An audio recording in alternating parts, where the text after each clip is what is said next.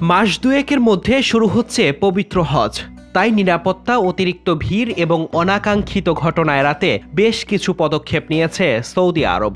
হজ মৌসুমে বাংলাদেশ, ভারত, পাকিস্তান সহ মোট ১৩টি দেশের নাগরিকদের জন্য উমরাহ, ব্যবসা ও পারিবারিক ভিসায় সাময়িক নিষেধাজ্ঞা জারি করেছে দেশটি।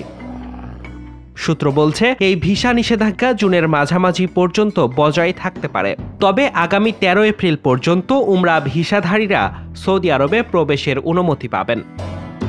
নিষেধাজ্ঞার আওতায় রয়েছে পাকিস্তান, ভারত, বাংলাদেশ, মিশর, Indonesia, Iraq, Nigeria, Jordan, Algeria, Sudan, Ethiopia, Tunisia ও Yemen.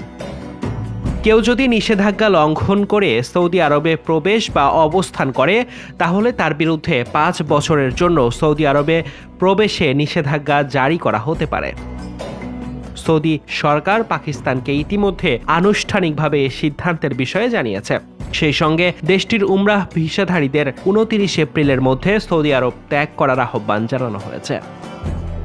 Desk report, news now 24।